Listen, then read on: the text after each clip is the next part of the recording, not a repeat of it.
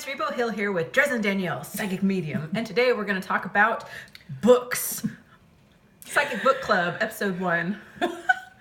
I have a lot of clients who come in who want to talk about being psychic and their intuitive experiences and some of the things that they've been through that have scared them and they don't know where to turn and who to talk to about it.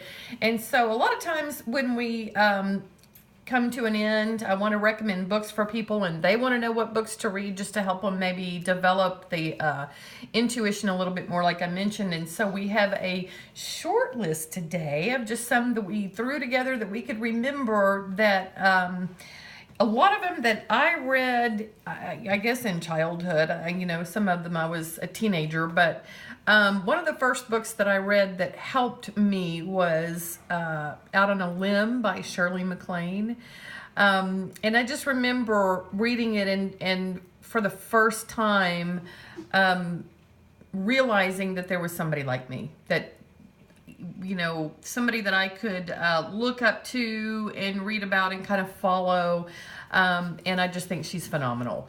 So Shirley Maclaine, Out on a Limb. That was a long time ago. Okay, another of my favorite books is Spirit Song, The Introduction of Noailles by Mary Summer Rain. And this was I think the first book in a series by Mary Summer Rain. Noailles is an older Native American woman who taught Mary Summer Rain. And the reason that it is an important book for me is because it helped me to, I guess for the very first time, learn how to control an out-of-body experience. And I read the book, controlled an out-of-body experience, and so I achieved what I was trying to with this book. So very important book for me. The Celestine Prophecy, that's another one I read. I guess I was 19 when I read that one. And that is a book about how fast moving the coincidences can be. There's no such thing as coincidence, but all the synchronicities that can happen in life and how they connect together. And so I loved it. I thought that was a phenomenal book, and all of those things at that time were happening in my life, and so I connected to that one. Another, Embraced by the Light by Betty J. Eady. That was a really powerful book for me, and it came along at the perfect time.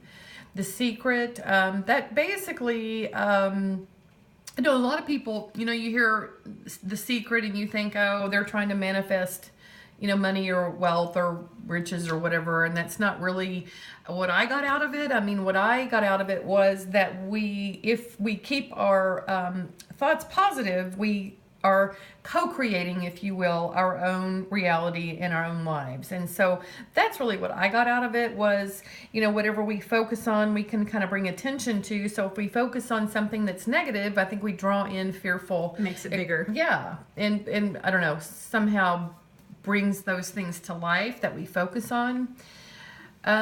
Gabrielle Bernstein, she has a good book. I haven't finished it yet. I still have it by my bedside, called The Universe Has Your Back. That's a little bit like, I guess, a modern version of the original or the first Celestine Prophecy, because she really talks a lot about synchronistic events, but it's a very good book. Let's see, A Course in Miracles. I have the teacher's edition, and it is phenomenal. Marianne Williamson refers to A Course in Miracles in her teachings and in a lot of her books. A Course in Miracles, I think, was written in 1974. Again, I have the teacher's edition. I'm not sure how many editions are out there. I just got lucky. A friend of mine found this for me at a half-price bookstore and brought it to me. And it is really good. It's a good teacher. Mentioned, I think, before Marianne Williamson, or did we talk about her yet? Marianne Williamson wrote the Return to Love. She's the one that talks about A Course in Miracles. Anything by Marianne Williamson it'll change your life. I think she's phenomenal. Anthony Robbins, I connected with him very early on just because of his energy and his positive mindset. And I love what he teaches about mind over matter. And so really anything by Tony Robbins. Deepak Chopra, I love. He's a little over my head. But I have read a lot of his books, and of course he's a brilliant genius and a great help in any sort of development when it comes to our intuition and ourselves, but sometimes just a little hard for some people to follow, but brilliant. The late Wayne Dyer, can't really think of any of his books specifically, but all of his books are, they have so much meaning, and they're really true, and I love how honest he was about where he came from in his life, when he was not such a great person, and then he realized, how he had been, and so he changed his entire life and everything. So he's a good one too, Wayne Dyer. The Seed of the Soul by Gary Zukov, phenomenal. It's a life-changing book, and I know Oprah has talked about it at great length. So Growing Up Psychic by Michael Bodine. That was my pick. Because while some people are like Dresden, they're like, oh, I should probably read up on this. When I was growing up, assumed that everyone was like me, I guess, and seeing dead spirits and stuff in their room. I don't know. You learn pretty quick as a kid that your friends can't do that. And so I liked this book because, well, my mom and I went to Half Price Books together, and we were in the metaphysical section, and this was years later. Like, this was not when I was a child.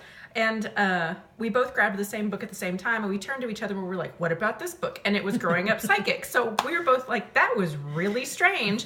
I took it home and I read it, and I clicked with it because instead of like a walkthrough of like steps to being psychic or just your normal, sometimes these books all kind of sound alike. Mm-hmm. And this one was just him being really black and white about it, about him being like me personally, about he didn't really know what was going on. And, it even talks about his mom meeting with friends, and they were all into the psychic stuff. And it was him growing up with all of this. And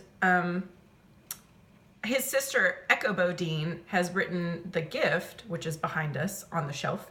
And hers was more of like a step-by-step walkthrough of how to open your third eye, and had more like, I guess, religious aspects to it. And I didn't click with hers as well, and it has nothing to do with like anything to do with her or anything, but his, I just liked it because he was so black and white. This is how it was growing up.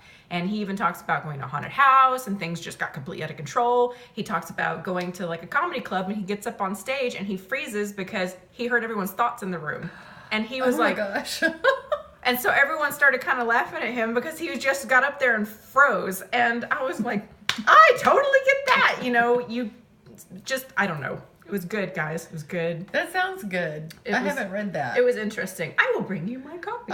That would be lovely. Book club. Yes. Here we go. Here we go. Okay, what else do we have? Miguel Ruiz. That wasn't UPS out there, was it? I hope not. Okay. Miguel Ruiz, The Four Agreements. Miguel Ruiz is really good. And our friend Jamie recommended The Bridge Across, I don't have on my glasses. It's The Bridge Across Forever by Richard Bach.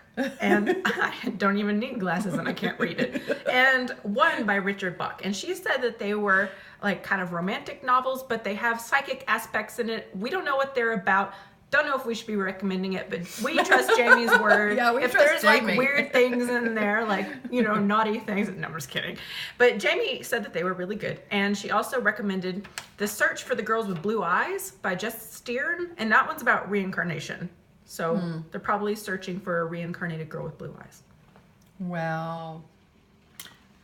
Sounds really good. I'm going to have to read that one too. I'm going to have to read that one as well. Yes.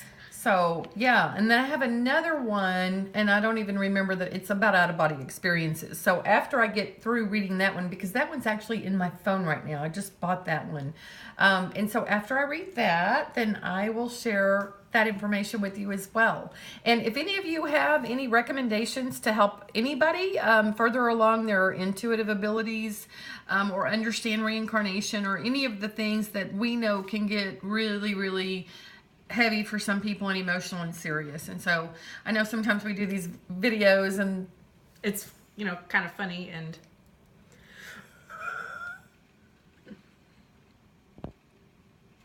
sorry, there was a notification on the phone and we were like, oh, the video is gone. No, it's fine. Earlier we did it and it cut off. So this is like round 3. Yeah, it's been a day. You guys have no idea. But anyway. We need a film crew.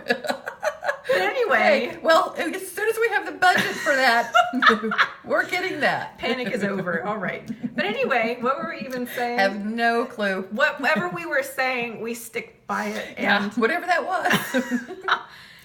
Okay. If you have any recommendations, just send them to us. And, you know, have any questions, anything like that, just send them to us. I know what we were saying. And sometimes we do the videos, and the videos are a little silly because we laugh and we cut up. Like this. But yes, because the content can be so heavy and emotional and so serious. And a lot of the readings that I do can be so heavy and emotional and so serious. So when we do these videos, we do play a little bit.